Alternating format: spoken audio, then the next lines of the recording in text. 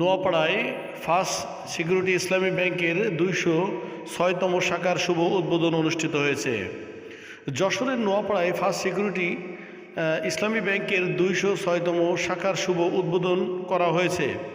Banking সেক্টরে banking সেবাকে আরও এক ধাপ এগিয়ে নিতে ঐতিহ্যবাহী শিল্প ও বন্দরনগরী নোয়াপাড়ায় রবিবার ২২ ডিসেম্বর নোয়াপাড়া বাজারের আনিস ট্রেড ভ্যালির ৩য় তলায় প্রধান অতিথি হিসেবে উপস্থিত থেকে শাখার উদ্বোধন করেন ফার্স্ট সিকিউরিটি ইসলামী ব্যাংকের চেয়ারম্যান মোহাম্মদ আব্দুল মান্নান।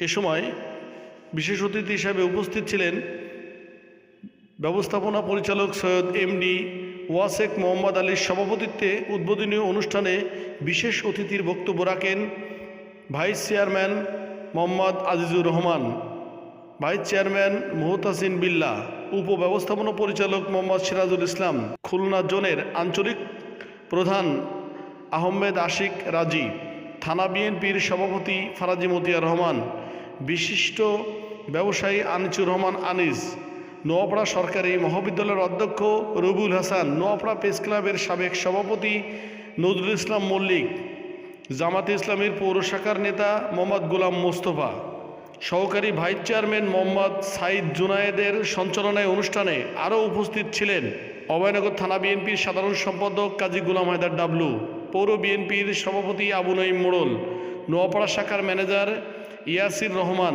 শাখা অপারেশন ম্যানেজার আদনান মোস্তফা সহ উপজেলার গণ্যমান্য ব্যক্তিবর্গ উপস্থিত ছিলেন। আনুষ্ঠানিকভাবে ফিতা কেটে ও দোয়ার অনুষ্ঠানের মধ্য দিয়ে অনুষ্ঠানের সমাপ্তি ঘটে।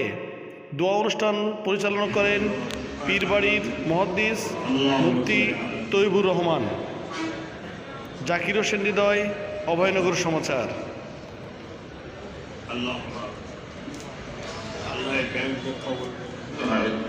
আমি বলেছি যে এই খুলনা ডিভিশন যদি ব্যবসায়িক গুরুত্বের দিক থেকে বিবেচনা করা হয় তাহলে খুলনা শাখার পরেই নোয়াপাড়া শাখা হওয়া উচিত ছিল।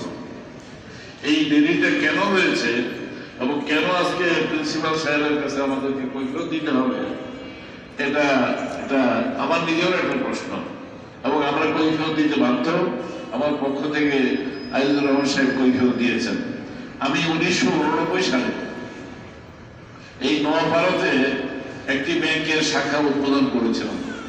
আমি তখন ইসলামী ব্যাংকের যশোর শাখার ব্যবস্থাপক এবং এই ব্যবস্থাপক হিসেবে আমি একেবারে আপনার কেশবপুর মরিরামপুর থেকে শুরু করে বাগুড়া ওদিকে সারসা আপনাদের যেখানে অটো রাইস মিল নোয়াপাড়া বাজার শাখা যশোর উপস্থিত বিশেষ অতিথি বৃন্দের ভিতরে বিশেষ করে রাজনৈতিক নেতৃবৃন্দ, অভয়নগর থানা বিএনপির বিপ্লবী হায়দার ডাবলু, পৌর বিএনপির সভাপতি জনাব আবু নঈম সাহেব, পৌর বিএনপির সাংগঠনিক সম্পাদক জনাব মুজিবুর রহমান, নোয়াপাড়া প্রেস ক্লাবের সম্মানিত সভাপতি মুজিবুর রহমান, এই ব্যাংকের সাথে সম্পৃক্ত সকল কর্মকর্তাবৃন্দ, আমার সামনে আমি লক্ষ্য করছি কয়েকটি মসজিদের সম্মানিত ইমাম, এই পার্শ্ববর্তী আমাদের যে মাদ্রাসার শিক্ষা প্রতিষ্ঠান সহ সম্মানিত আলেম দ্বীন এবং এই অঞ্চলের বিশিষ্ট ব্যক্তিবৃন্দ,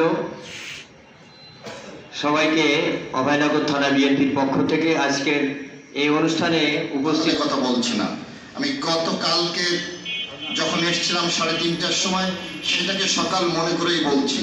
কালকের প্রোগ্রামটা যত প্রাণবন্ত ছিল আজকের প্রোগ্রামটা ওরকম প্রাণবন্ত না, আমি সেটা বলবো না। তো এটার কারণটা হচ্ছে এরকম যে তার জন্য যে কর্তৃপক্ষ আছে ফিরে এসছে ডিউ টু এরশাদ শিকদার, তার অত্যাচারিত হয়ে মানুষ খুলনা থেকে সারের ব্যবসাটা নোয়াপাড়ায় ট্রান্সফার হয়েছে। সেই থেকে নোয়াপাড়ার সৌন্দর্য, সে যাদেরকে নিয়ে সৌন্দর্য, যারা এই নোয়াপাড়ার বিউটি যে ব্যবসায়ী, বিশেষ করে সার ব্যবসায়ী, তাদের রেল এবং নদী বন্দরের চমৎকার যোগাযোগ ব্যবস্থার কারণে এখানে ইতিমধ্যেই 14-15টা ব্যাংক স্থাপিত হয়েছে। শাখা খুলেছে, সাথে সাথে আরেকটি ব্যাংকের নতুন সংযোজন হলো। আমি মনে করি তাদের সেবার মাধ্যমে, যেহেতু সিকিউরিটি কথা লেখা আছে, মানুষের টাকার যে জামানত, যে নিরাপত্তা, এই সিকিউরিটির মাধ্যমে অবশ্যই গ্রাহকরা তাদের টাকার নিরাপত্তা। জামাতের সময় হয়ে গেছে। আমি সভাপতি হিসেবে আপনাদের কাছে শুধু বলতে চাই, দেরি হয়েছে কিন্তু আমরা আপনাদের কাছে এসে গিয়েছি। আপনারা দেখুন যে আমরা কারা এবং আমরা কি নিয়ে আপনাদের কাছে এসেছি, কিভাবে আমাদের পসরা সাজিয়ে এসেছি। আমি ম্যানেজিং ডিরেক্টর হিসেবে আপনাদেরকে আশ্বস্ত করতে চাই যে ইনশাআল্লাহ এই ব্যাংকে আসলে আপনারা আমাদের সেবা পেয়ে আমাদেরকে মনে রাখবেন। আমাদের ছেলেমেয়েরা যারা এখানে থাকবে, আমাদের বিশেষ করে আমার ম্যানেজার সাহেব এখানে আছেন, আমাদের ইয়াসির রহমান আমাদের ম্যানেজার, এবং তার সাথে আপনাদের বেশি যোগাযোগ হবে। এই ব্যাংক আপনাদের ব্যাংক, এই শাখা আপনাদের শাখা, এবং আমরা সবসময় বলি যে যেখানে আমরা শাখা করতে আসি সেখানে হয়তো আমি ম্যানেজিং ডিরেক্টর, আজকে আমরা সৌভাগ্যবান যে আমার সাথে আমাদের পর্ষদের মাননীয় চেয়ারম্যান মহোদয়, ভাইস চেয়ারম্যান মহোদয়, ওনারা এসেছেন।